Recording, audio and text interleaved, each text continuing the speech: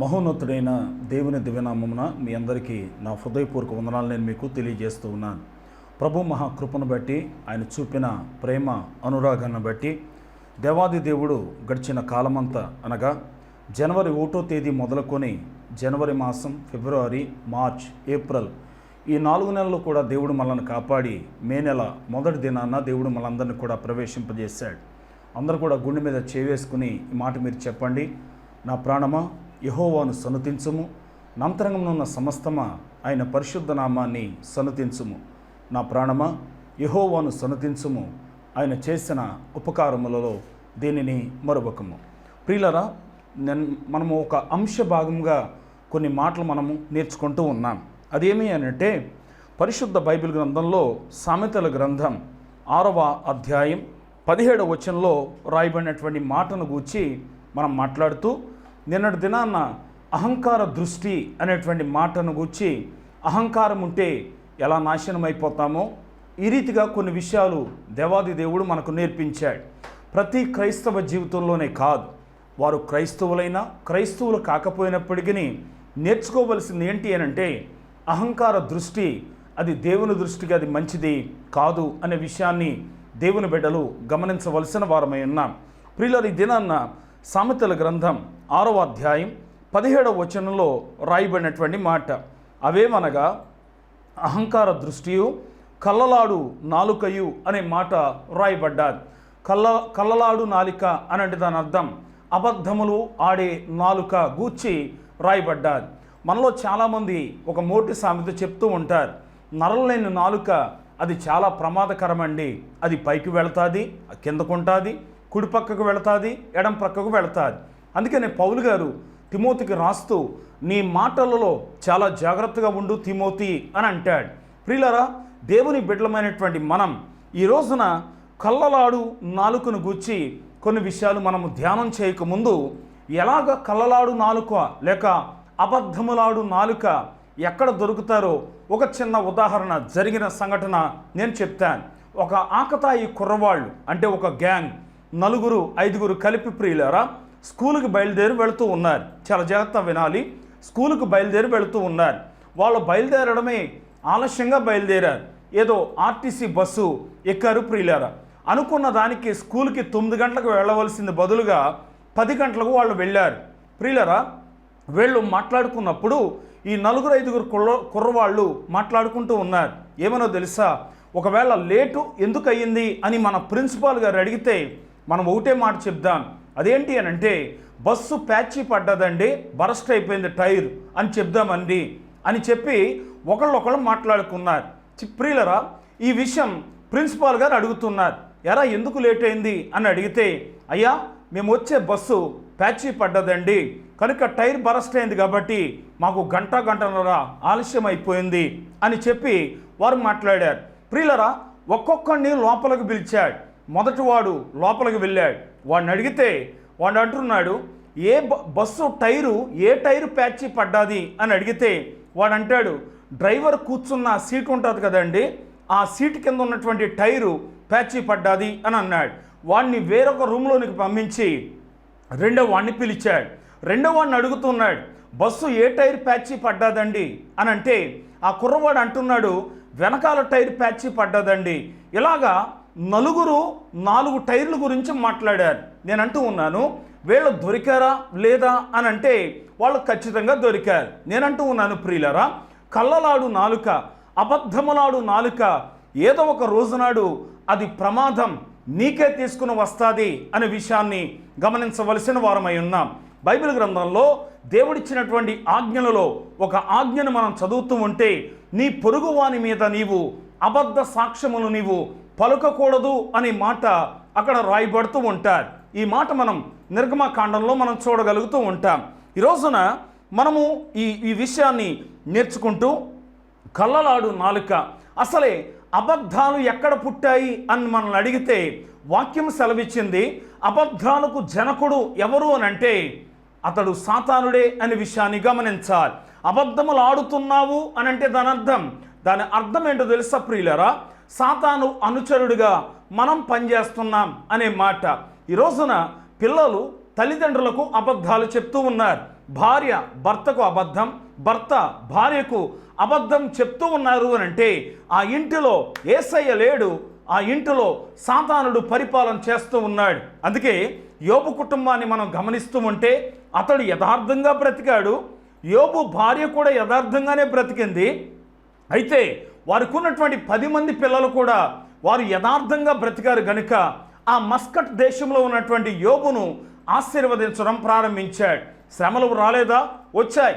భార్య చీకొట్టి వెళ్ళిపోయి ఉండొచ్చు, కానీ దేవాది దేవుని యందు నమ్మిక ఉంచాడు గనుక ఆయన తిరిగి రెట్టింపు ఆశీర్వాదాలు పొందాడు అనే మాట నేను మీకు మనం చేస్తూ ఉన్నాను. వాక్యం వింటున్న దేవుని బిడ్డలారా, కళ్ళలాడు నాలుకను గూర్చి పరిశుద్ధ బైబిల్ గ్రంథం ఏమని తెలియజేస్తూ ఉందో ఒక మాట లేవి కాండం 19వ అధ్యాయం తీయండి. బైబిల్ గ్రంథాలు దయచేసి లేవి కాండం 19వ అధ్యాయం 11వ వచనాన్ని నేను చదువుతూ ఉన్నాను, శ్రద్ధగా మీరు వినాలి అనే మాట నేను తెలియజేస్తూ ఉన్నాను. లేవి కాండం 19వ అధ్యాయం 11వ వచనంలో రాయబడిన మాట, నేను మీ దేవుడైన యెహోవాను, మీ దేవుడైన యెహోవాను, మీరు దొంగిలింపకూడదు, బొంకకూడదు, ఒకరితో ఒకడు అబద్ధమాడకూడదు అని అంటూ ఉన్నాడు. మీరు బొంకొద్దు, ఒకరి మీద ఒకరు మీరు అబద్ధాలు మీరు ఆడొద్దు అని అంటారు. ప్రియులరా, పెద్దలు చెప్పే ఓ సామెత, 1000 అబద్ధాలాడైనా పెళ్లి చేయాలి అని అంటారు. అది ఎంతవరకు సమంజసమో లేదో నాకైతే తెలియదు, కానీ బైబిల్ గ్రంథం ఎక్కడ కూడా అలా సంబోధించి ఎక్కడ కూడా మాట్లాడలేదు. పవిత్రత కలిగినటువంటి వివాహాలు చేసుకోండి, పవిత్రంగా బ్రతకండి, పవిత్రమైనటువంటి కుటుంబాన్ని మీరు కట్టుకోండి అని చెప్పాడు, కానీ అబద్ధాలతో మీరు గృహాన్ని కట్టుకోండి అని వాక్యం ఎక్కడ కూడా సెలవు ఇవ్వలేదు ప్రియులారా. అందును బట్టి వాక్యం సెలవిచ్చినటువంటి రీతిగా నేను మీ దేవుడైన యెహోవాను, మీరు దొంగతనాలు చేయొద్దు, 2 బొంకలాడవద్దు అని అంటూ ఉన్నాడు. అంటే గాసిప్స్ లేకపోతే అబద్ధాలు, పుకార్లు ఇటువంటివి కూడా మీరు ఏమీ కూడా మీరు చేయవద్దు అని అంటూ ఉన్నాడు. ప్రియులరా, ఈ దినాన్న టిక్టాక్లు వచ్చిన తర్వాత, వాట్సాప్లు పెరిగిన తర్వాత చాలామంది ప్రియులరా షార్ట్ ఫిల్ములు చేస్తూ వాళ్ళు ఆ సినిమాలో వాళ్ళు యాక్ట్ చేస్తున్నట్టుగా, వాళ్ళు ఆ పని మీద ఉన్నట్టుగా అనేక మంది చేస్తూ ఉంటారు ప్రియులరా. దయచేసి యవనస్తులారా, అది మీ జీవితాలకు శ్రేయస్కరం కాదు అనే మాట నేను మీకు మనం చేస్తూ ఉన్నాను. ఇక్కడ అంటూ ఉన్నాడు, మీరు బొంకవద్దు అని అంటూ ఉన్నాడు, అంటే మీరు అబద్ధాలాడవద్దు అని చెప్తూ ఉన్నాడు. ప్రియులరా, సత్యము అది ఎప్పటికీ గెలుస్తుంది. అబద్ధాలతో కట్టబడిన కుటుంబమైన, అబద్ధాలతో కట్టబడిన సంఘమైన, అబద్ధాలతో కట్టబడిన సమాజమైన ఏదో ఒక రోజునాడు నిజం బట్టబయలైనప్పుడు అది కొలాప్స్ అయిపోతుంది, లేక అది పడిపోతుంది, ప్రాకారాలు కూడా లేకుండా అది నాశనం అయిపోతుంది. ఆ విషయాన్ని దేవుని బిడ్డలు గమనించాలి. అందుకే దేవుడు యథార్థవంతుడు గనుక యథార్థమైనటువంటి పరిచర్య చేయండి, యథార్థంగా కుటుంబంలో మీరు బ్రతకండి. ఇది వాక్యం చెప్తున్నటువంటి సత్యం ప్రియులరా. చాలామంది బొంకి అంటే అబద్ధాలాడి ప్రియులరా సంఘాలను చేలగొట్టే సేవకులు కూడా ఈ రోజున లేకపోలేదు. నేనంటూ ఉన్నాను, ఒకవేళ నువ్వు అలా చేలగొట్టే ఫలమైతే, ఒకవేళ నువ్వు అలాగా చీల్చేవాడు అయితే వచ్చే రోజున నీ సంఘాన్ని కూడా ఎవరొకరు చేలగొడతారు. బైబిల్ ఏమంటుందో తెలుసా? మనుషుడు ఏం విత్తుతాడో అదే పంట మనుషుడు తప్పనిసరిగా కోస్తాడు. దేవుడు అన్నాడు ప్రియులరా, దున్నని బీడు భూములను మీరు దున్నండి అని చెప్తూ ఉంటాడు. అంటే దాని అర్థం ప్రియులరా, సేవలేని ప్రదేశంలో, సేవలేనటువంటి ప్రాంతంలో మీరు వెళ్ళి సేవ చేయాలి తప్ప సంఘాల మధ్యలో వచ్చి చిచ్చులు పెట్టి ఆ సేవకుని మీద అబద్ధములాడి, ఏమన్నా ఆ సేవకుడి మీద చెప్పుడు మాటలు చెప్పి సంఘాన్ని చేలగొడుతూ ఉన్నావా? దేవుడు నీ శరీరాన్ని చేలగొడతాడు. ఆ విషయాన్ని గుర్తించాలి అనే మాట నేను మీకు తెలియజేస్తూ ఉన్నాను. అక్రమము ఎంతో కాలం నిలబడదు ప్రియులరా. క్రమముగా సేవ చేసినటువంటి వారే ఆయన సన్నిధానంలో యథార్థంగా బ్రతుకుతారు అనే సంఘటన నేను మీకు మనం చేస్తూ ఉన్నాను. దయతో కీర్తనల గ్రంథం 5వ సంకీర్తన, కీర్తనల గ్రంథం 5వ సంకీర్తన 6వ వచనాన్ని నేను చదువుతూ ఉన్నాను. కీర్తన గ్రంథం 5వ సంకీర్తన 6వ వచనం, అబద్ధమాడు వారిని నీవు నశింపజేయుదువు, కపటము చూపి నరహత్య జరిగించువారు యెహోవాకు అసహ్యులు అని అంటూ ఉన్నాడు. ప్రియులరా, మొట్టమొదటి మాట ఏం మాట్లాడుతున్నాడు? 5వ అధ్యాయం 6వ వచనం, కీర్తన గ్రంథం 5వ అధ్యాయం 6వ వచనంలో రాయబడిన మాట, అబద్ధమాడు వారిని నీవు నశింపజేయుదువు అని అంటూ ఉన్నాడు. నాశనం అయిపోతున్నాము అని అంటే దాని అర్థం అబద్ధాలు ఆడుతూ ఉన్నాం. ప్రియులారా, దేవుని బిడ్డలుగా అబద్ధమాడనటువంటి వారు ఎవరైనా ప్రపంచంలో ఇప్పటికి ఉన్నారా అని అంటే ఎవ్వరూ మనం కనబడం. ప్రియులారా, ఏదో ఒక అబద్ధం. ఏమండి ఎందుకు రాలేదు అని అంటే బస్సు మిస్ అయిందని, ట్రైన్ మిస్ అయిందని, ఎందుకు కాలేజీ రాలేదంటే లేని జ్వరాన్ని పుట్టించుకుంటూ ఉంటారు. ప్రియులారా, జీవితం అనే ఒక యాంబిషన్, ఒక కోరిక నీలో ఉంటే ఫలాని దాని మీద నేను పట్టు సాధించాలి అని నువ్వు అనుకుంటే నువ్వు అబద్ధాలు ఆడకుండా యథార్థంగా బ్రతుకుతావు. అప్పుడే నా దేవుడు నిన్ను ఆశీర్వదించడం ప్రారంభిస్తాడు. కాబట్టి ప్రియులారా, అబద్ధాలు అనేవి క్రైస్తవ జీవితానికి మంచిది కాదు అనే విషయాన్ని మనం చేస్తూ ఉన్నాను. కీర్తనల గ్రంథం 101వ సంకీర్తనలోనికి మనం వెళదాం. కీర్తన గ్రంథం 101వ సంకీర్తన 7వ వచనంలో రాయబడినటువంటి మాట, మోసము చేయువాడు నా ఇంట నివసింపరాదు, అబద్ధములాడువాడు నా కన్నుల ఎదుట నిలవడు అని ఖచ్చితంగా దావీదు గారే ఈ విషయాన్ని రాస్తూ ఉన్నాడు. చూడండి, మోసము చేయువాడు నా ఇంట నివసింపరాదు. మోసం చేసేవాళ్ళు ఈ రోజున చాలామంది విస్తారంగా పెరిగిపోయారు. ప్రియులారా, మోసం చేసే వాళ్ళని ఇంటికి కూడా రానివ్వద్దు, వాళ్ళు నా ఇంటి ఛాయ కూడా తొక్కడానికి వీల్లేదు అని చెప్పి దావీదు గారు రాస్తూ ఉంటాడు. అబద్ధములాడువారు నా కన్నుల ఎదుట వారు నిలవడు అని అంటూ ఉన్నాడు. అంటే దేవుని బిడ్డలుగా అబద్ధములాడు వారిని ఇష్టపడే వ్యక్తులు చాలామంది ఉంటూ ఉంటారు. నేనంటూ ఉన్నాను ప్రియులారా, భర్త మీద భార్యకి, భార్య మీద భర్తకి అబద్ధాలు చెప్పి కుటుంబం మీద మరొక కుటుంబం మీద అబద్ధాలు చెప్పి ఈ పనికిమాలినటువంటి బ్యాచ్ అంతా కూడా ఖాళీగా ఉండి ఏ కుటుంబం బాగుందా, ఏ కుటుంబాన్ని నాశనం చేద్దామా అని చెప్పి ప్రియులారా చాలామంది కుటుంబాలను చిన్నాభిన్నం చేస్తూ ఉన్నారు. ఒకవేళ ఏదైనా కుటుంబాన్ని, ఏదైనా సంఘాన్ని, ఏదైనా వ్యక్తి జీవితాన్ని నువ్వు నాశనం చేస్తూ ఉన్నావంటే నాశనము, మరణము నీకు నువ్వు తెచ్చుకుంటున్నావు అనే విషయాన్ని ప్రతి ఒక్కరి మాట మీరు గమనించవలసినటువంటి వారమై ఉన్నాం. అందుకే అబద్ధములాడువాడు నా ఎదుట నిలవడానికి వీలు లేదు అని అన్నాడు. అందుకని 1 కొరింథీ పత్రిక 6వ అధ్యాయం 9వ వచనంలో ఎవరెవరు పరలోకం వెళ్ళరో రాస్తూ అంటాడు. ప్రియులారా, జారులైనను, విగ్రహారాధికులైనను, అబద్ధికులైనను, అంటే అబద్ధాలకు జనకుడైనటువంటి సాతాను యొక్క సంబంధికులు, అబద్ధములాడువారు ప్రియులారా పరలోక రాజ్యం వెళ్ళరు. మన దేవుడు యథార్థవంతుడు, సత్యవంతుడు, న్యాయవంతుడు. ఆయన యందు ఏ దోషము లేదు కనుక యథార్థంగా బ్రతుకుదాం, యథార్థంగా జీవిద్దాం అనే మాట నేను మీకు మనం చేస్తూ ఉన్నాను. కొంచెం వేగంగా వెళుతున్నాను ప్రియులరా. మీ దగ్గర బైబిల్ గ్రంథాలు ఉంటే నాతో పాటుగా తీయడానికి మీరు ప్రయత్నం చేయాలి అని మనం చేస్తూ ఉన్నాను. సామెతల గ్రంథం 12వ అధ్యాయం 22వ వచనాన్ని నేను చదువుతూ ఉన్నాను. దయతో మీ బైబిల్ గ్రంథాలు ఉంటే చూడండి. సామెతల గ్రంథం 12వ అధ్యాయం 22వ వచనం, అబద్ధమాడు పెదవులు యెహోవాకు హేయములు, సత్యవర్తనులు ఆయనకిష్టులు. దేవునికి ఇష్టంగా బ్రతుకుతున్నామా లేదా? ఎవరి ఇష్టం దేవుడికి అని అంటే ఎవరైతే సత్యముగా బ్రతుకుతారు, యథార్థంగా బ్రతుకుతారో వాళ్ళంటేనే దేవుడికి ఇష్టం ప్రియులారా. అబద్ధమాడు పెదవులు యెహోవాకు హేయం. హేయం అంటే చిరాకు పడతాడు. అబద్ధాలు ఆడేవాళ్ళంటే చిరాకు దేవుడికి ప్రియులారా. అందును బట్టి దేవుని బిడ్డలుగా యథార్థంగా బ్రతకాలి అని వాక్యం స్పష్టంగా మనకి తెలియచేస్తూ ఉంటారు. సామెతల గ్రంథం 21వ అధ్యాయం 6వ వచనంలో రాయబడినటువంటి మాట నేను చదువుతూ ఉన్నాను. దయతో మీ గ్రంథాలు మీరు చూడండి. అబద్ధములాడి ధనము సంపాదించుకొనుట ఊపిరితో పాటి దాని కోరువారు మరణము కోరుకుందురు. అబద్ధాలాడి ఆస్తులు సంపాదిస్తున్నారా?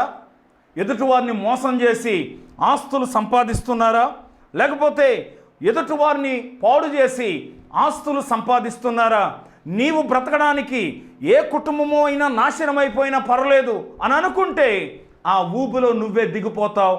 వాక్యం ఖండితంగా చెప్పింది. ఇక్కడ ఉన్న రాయబడినటువంటి మాట ఏమనంటే, శ్రద్ధ గల వారి యోచనలు లాభకరములు, తాళిమి లేక పనిచేయు వాని నష్టమే ప్రాప్తించును అనే మాట రాసుకుంటూ వచ్చి 6వ వచనంలో అంటున్నాడు, అబద్ధములాడి ధనము సంపాదించుకున్నట కంటే ఊపిరితో సాటి దానిని కోరువారు మరణమును కోరుకుందురు అని అంటే అన్యాయంగా ధనాన్ని సంపాదించాలి, అబద్ధములాడి నేను ధనం సంపాదించాలి అని నువ్వు కోరుకుంటే నీ మరణం.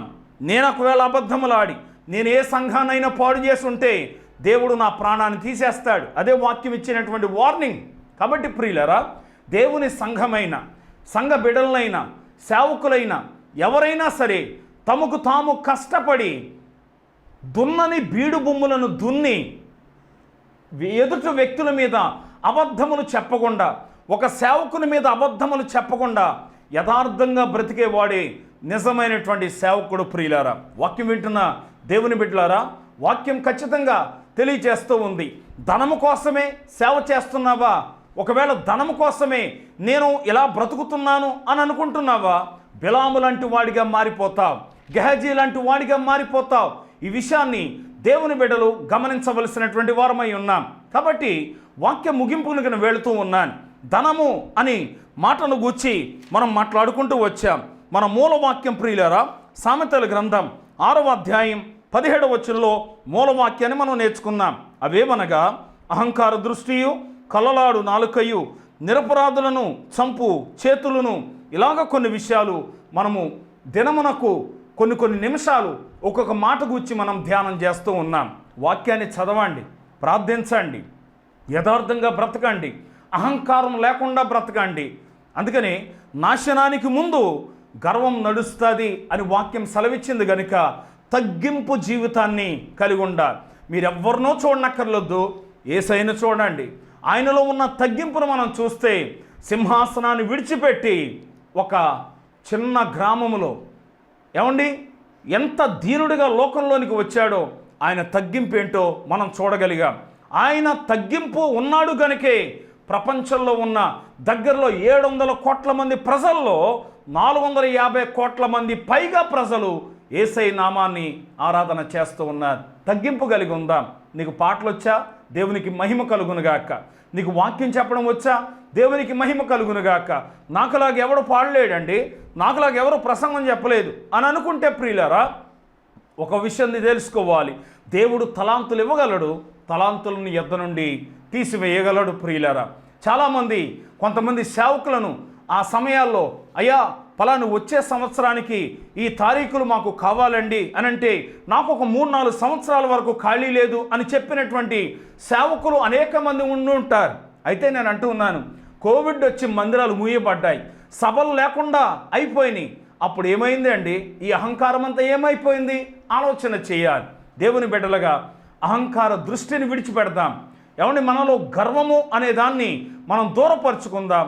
దేవుని యందు వినయము, విధేయత, దేన మనసు కలిగి జీవిద్దాం. అట్టి కృప పరిశుద్ధుడైన దేవుడు మనందరికీ కూడా దయచేయనుగాక. ఆమేన్. ప్రార్థన చేసుకుందాం. ప్రేమ కలిగిన మా తండ్రి, మహోన్నతుడైన దేవ, నీ నామానికి వందనాలు, స్తోత్రాలు. అహంకార దృష్టిని గూర్చి మేము నేర్చుకున్నాం. కళ్ళలాడు నాలుక గూర్చి ఈ దినాన్ని మేము ధ్యానం చేశాం. మా నోట అబద్ధములు రాకుండానట్లుగా దయచేసి మీరు కాపాడమని ప్రార్థన చేస్తూ ఉన్నాం మా తండ్రి. అబద్ధాలకు జనకుడైనటువంటి సాతాను యొక్క బిడ్డలుగా కాక నిన్ను నమ్మినటువంటి బిడ్డలుగా మేమందరము జీవించడానికి కృప అనుగ్రహించమని ప్రార్థిస్తూ ఉన్నాం. కొరింథీ పత్రికలో చెప్పబడిన ప్రకారంగా అబద్ధములాడు వారు పరలోక రాజ్యం వెళ్ళరు అని నీ వాక్యం సెలవిచ్చింది గనుక ఈ అబద్ధాలు అనేటువంటి మోసములో నుండి బయటికి రావడానికి అనేక మందికి మీరు కృపను చూపించమని ప్రార్థన చేస్తూ ఉన్నాం. మా తండ్రి, వాక్యం విన్నటువంటి బిడ్డలు వారి పనులు, వారి యొక్క ఉద్యోగాలు, వారి వ్యాపారాలు, వారి చదువులు, వారి చేతి పని వృత్తి ఏమైతే వారు కలిగి ఉన్నారో వాటన్నిటినీ ఆశీర్వదించమని ప్రార్థిస్తూ ఉన్నాం. అంతేకాదు మా ప్రభువా, ఎందరైతే బలహీనులై గృహాల యొద్ద, హాస్పిటల్స్లో ఉన్నారో ఆ బిడ్డలకు విడుదల కలుగజేయమని ప్రార్థిస్తూ ఉన్నాం మా తండ్రి. దేవా, ఎంతోమంది రైతులు దేవా భూమిని సేద్యం చేస్తూ ఉన్నారు. దేవా మీ నామంలో మా తండ్రి వారి పంట వారి చేతికి అందడానికి మీరు కృప చూపించారు. అందును బట్టి నీకు వందనాలు తెలియజేస్తున్నాం.